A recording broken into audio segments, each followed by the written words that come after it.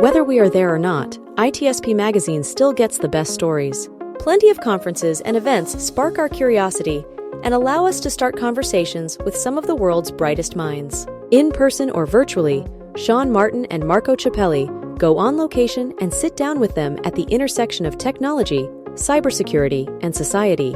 Together, we discover what the synergy of these three elements means for the future of humanity.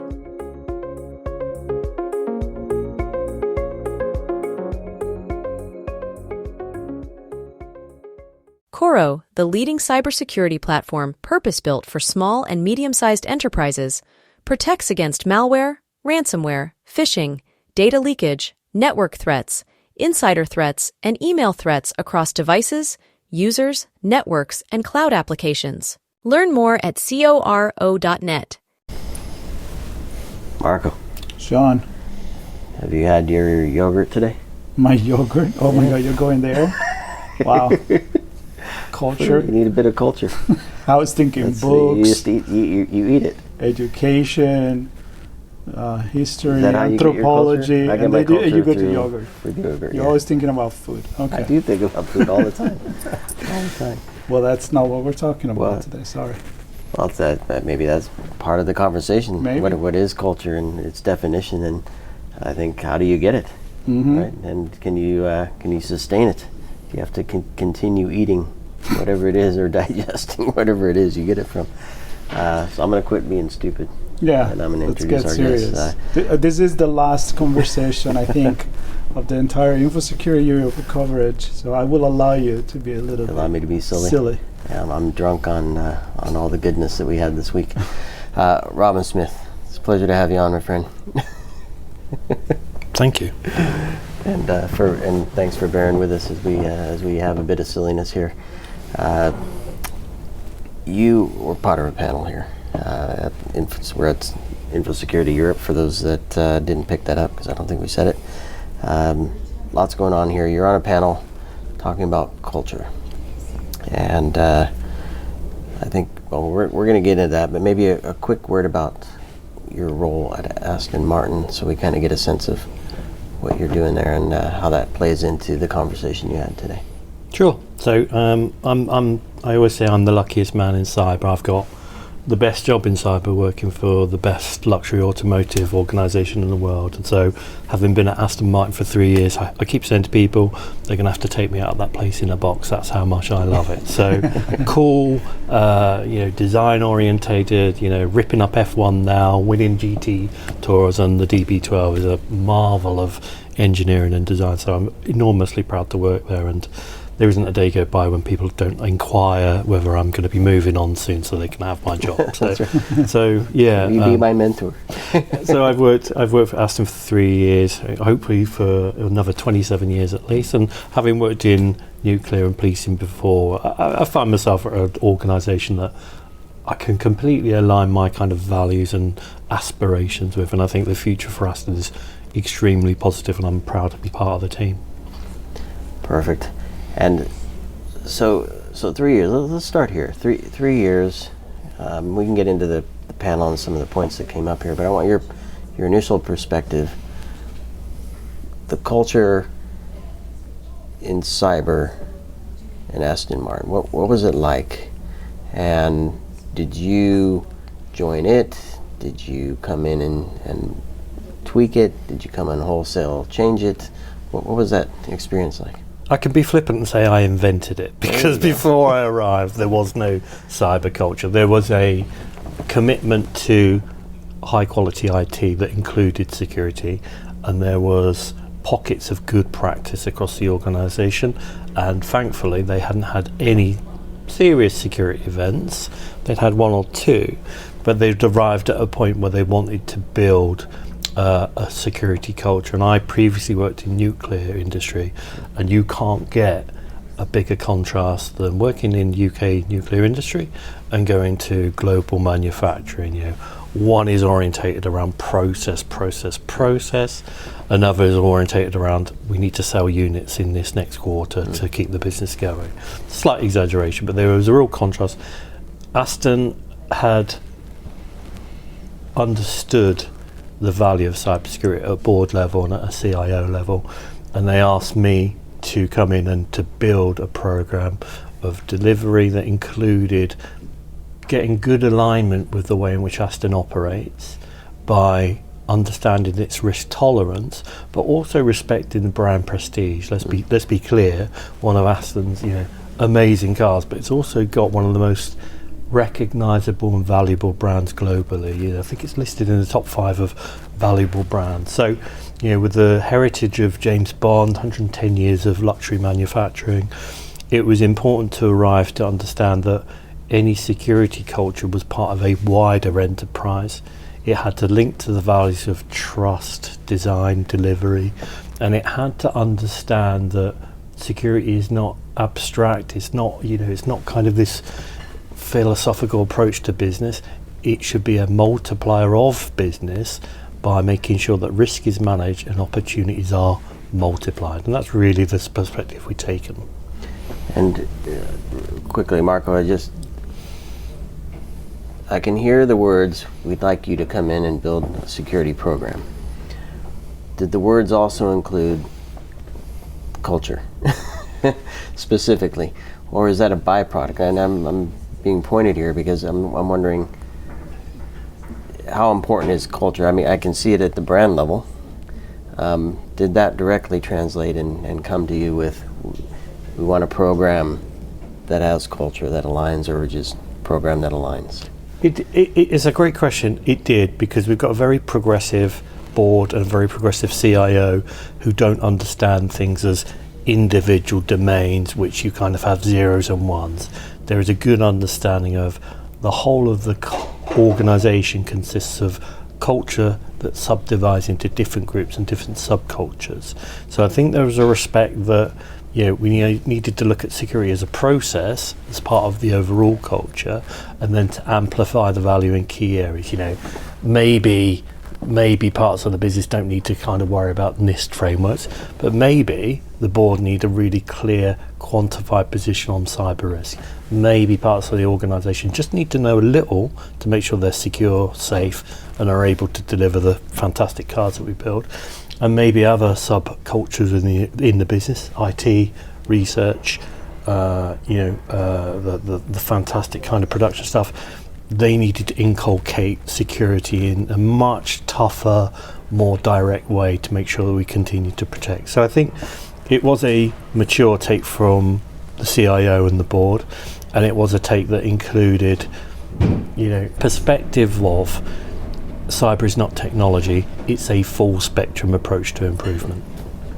I love that you went there, because I wanted to underline the fact that if you look at culture from an anthropological perspective, it's hard to say that you decide what is going to be the culture, right? It's just something that happened because it's the convergent multiple things that happen in our society. And I see the business as a small society. So when you say, I went in a company where the brand culture and the quality driven, the design, and being proud to be part of the company, I'm not going to say made the job easy for you, but I feel like maybe you had already a good base to say, all right, let's try to add this to something that is already a strong identity in the team.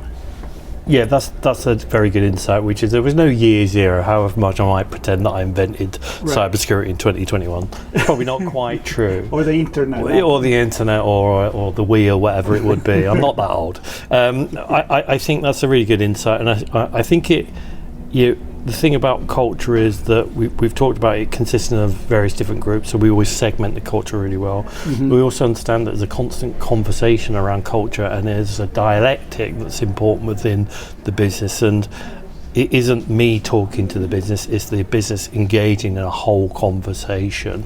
And I've studied cybernetics. One of the best things about our approach to culture is the idea that feedback is the most important thing here. Feedback from the culture is the most important thing, because it will verify whether we've taken the right decisions, and it will confirm that I've taken the wrong decision. I can give you multiple instances of when that's happened. So I think culture lives. Culture is a kind of diverse ecosystem within Aston.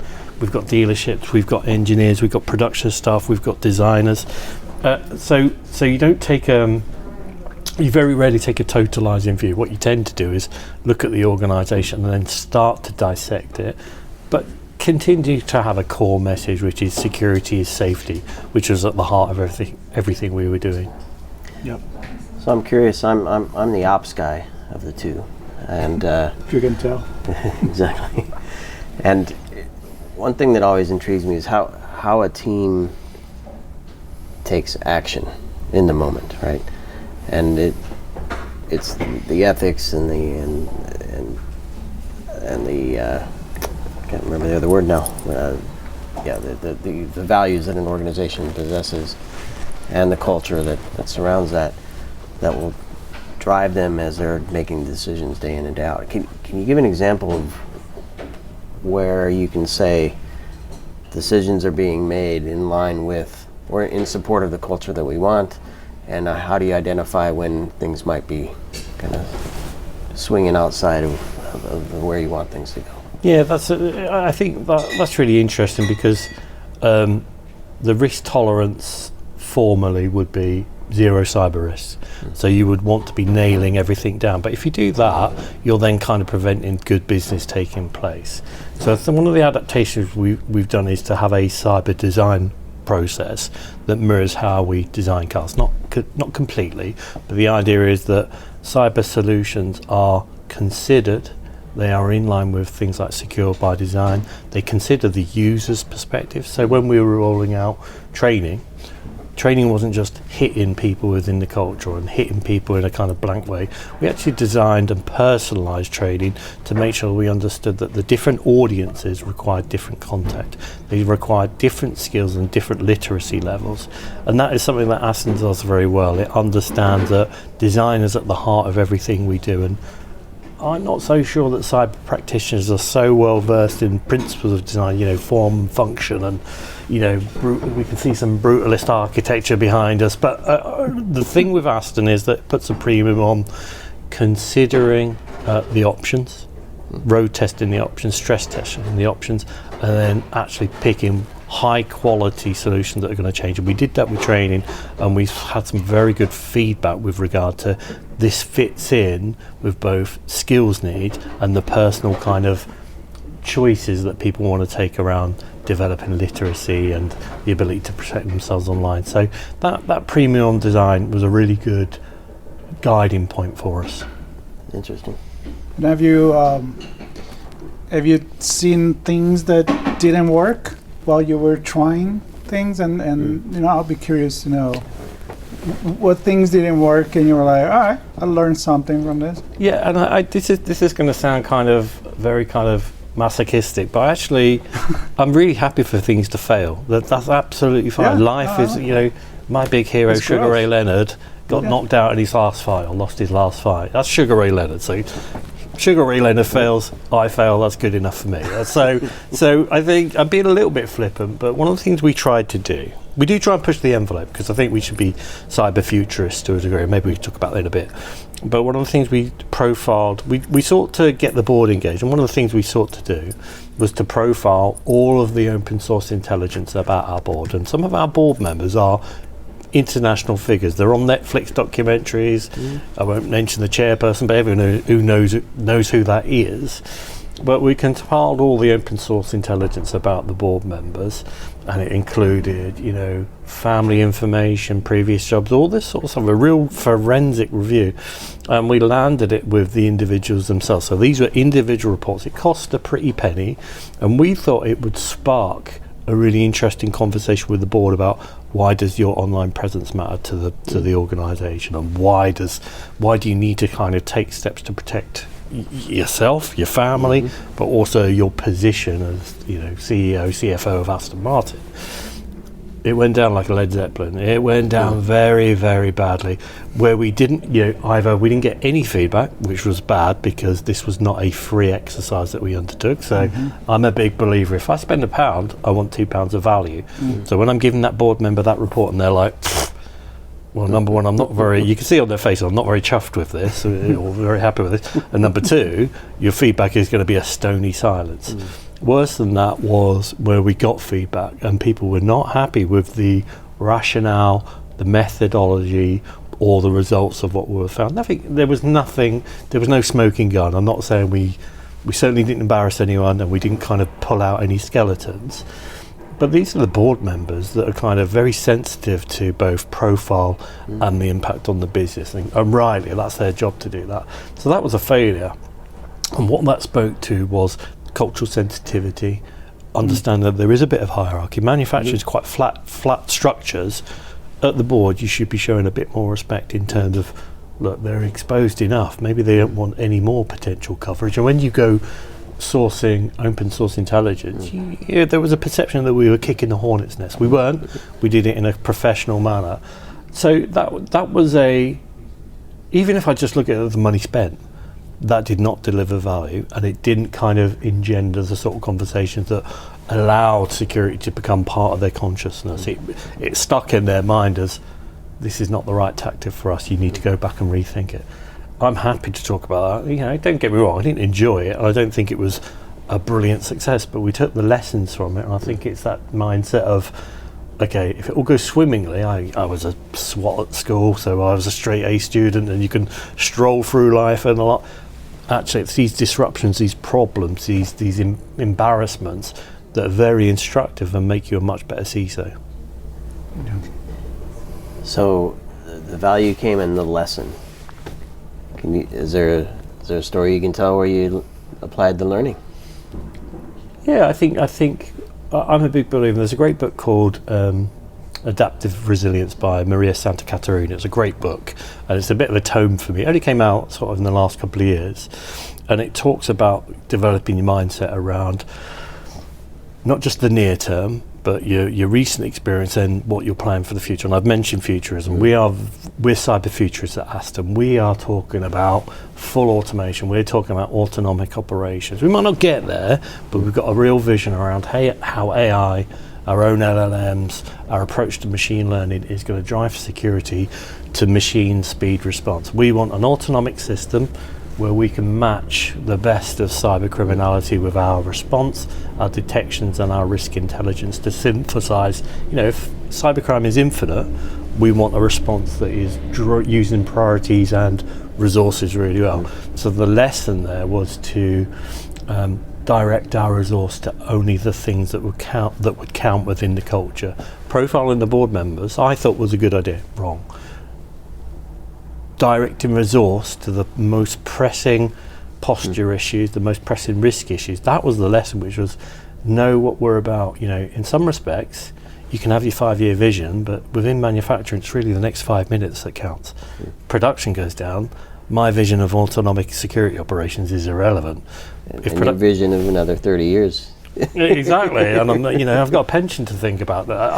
I think the lesson there is tying vision with good tactical response in every situation. I think the mindset has changed around being a little bit too future orientated to tactics and operations around security. Need to support the business, they need to amplify value.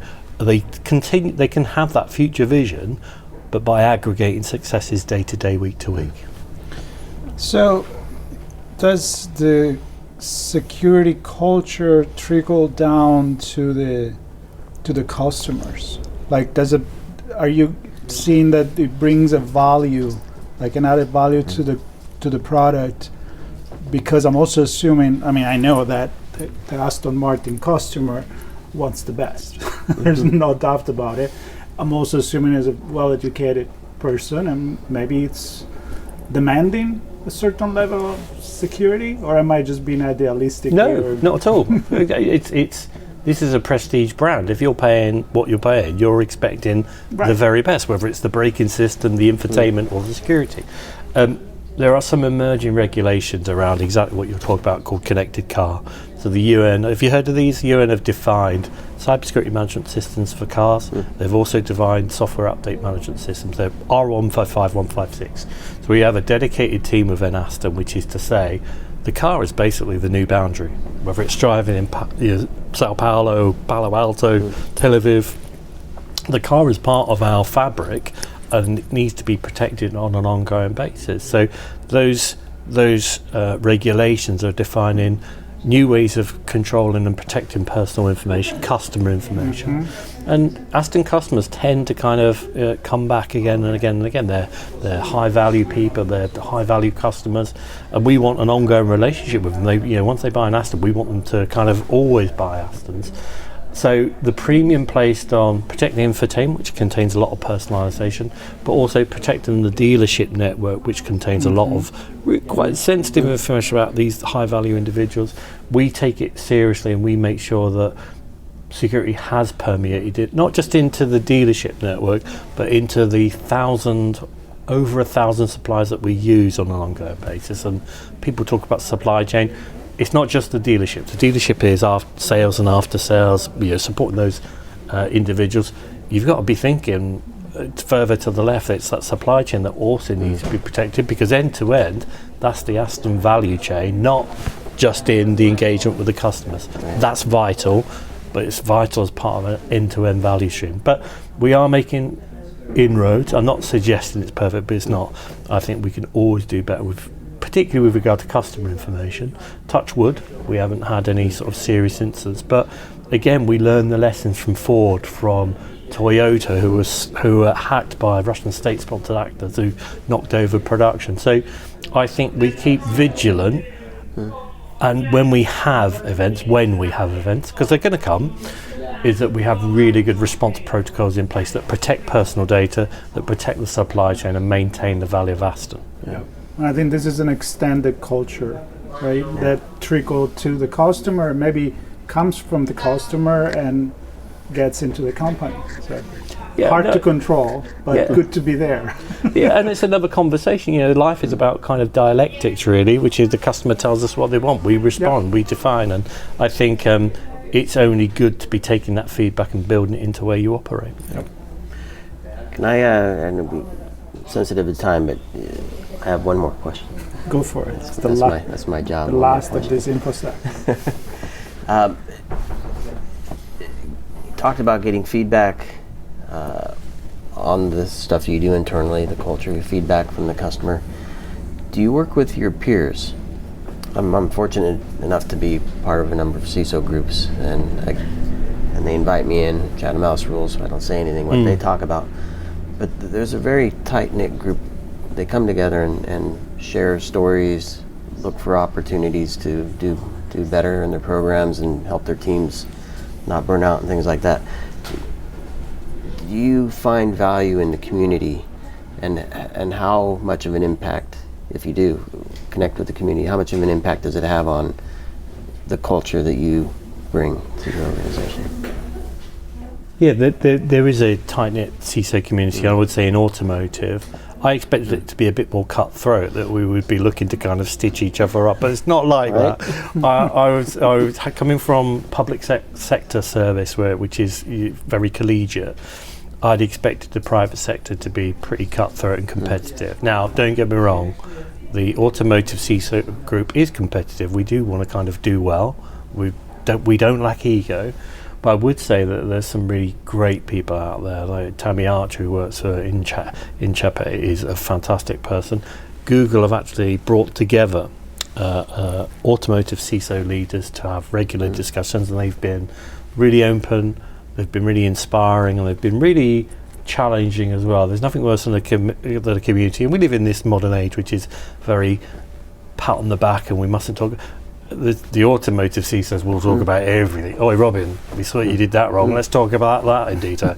And I think it can be brutal and stressful, but those sort of conversations really are kind of where you learn a lot from high quality people. I'm inspired, even at my age. I'm inspired on a daily basis by my pal Leo Cunningham, who works for Alkin. I'm inspired by Tammy. I'm inspired by people working at JLR. So I think it is a really useful community. I'm not one for too much navel gazing. I think CISOs need to let me say this carefully, I think CISOs need to be more stoic because it is a stressful job.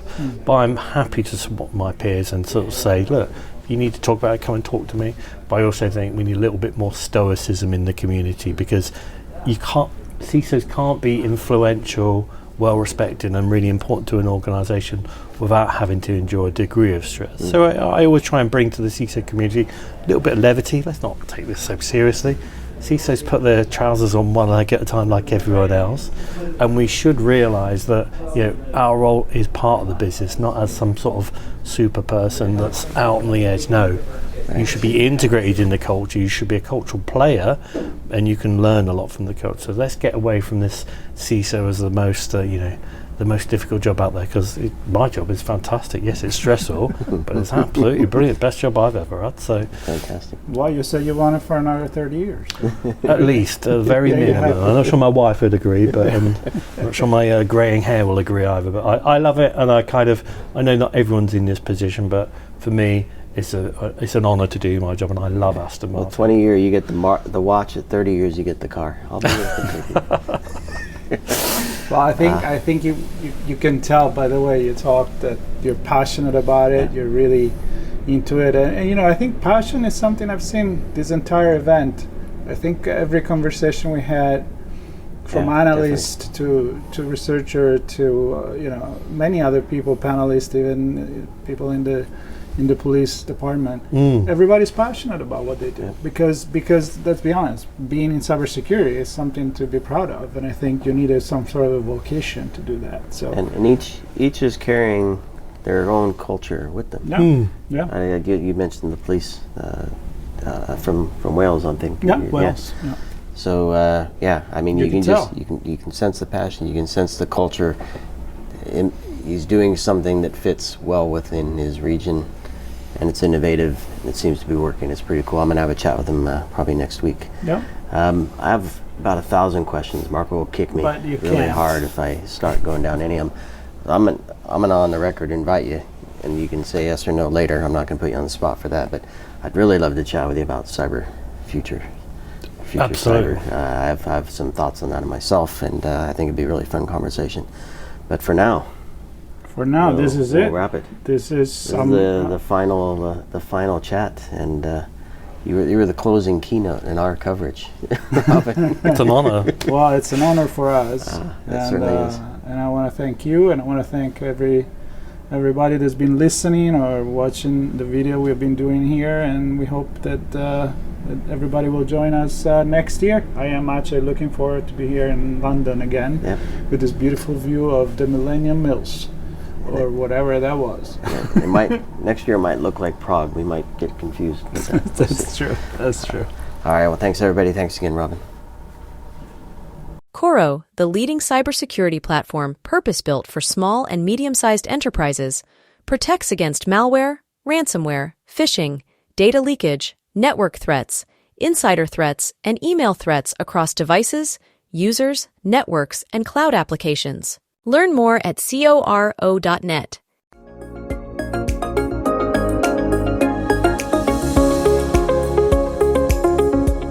We hope you enjoyed this episode of Sean and Marco's on-location event coverage conversations. Please take a moment to give the show a good rating and leave a comment. Remember to share this podcast with your friends, family, and colleagues. Come back for more conversations and follow Sean Martin and Marco Ciappelli as they continue their journey toward redefining cybersecurity and society.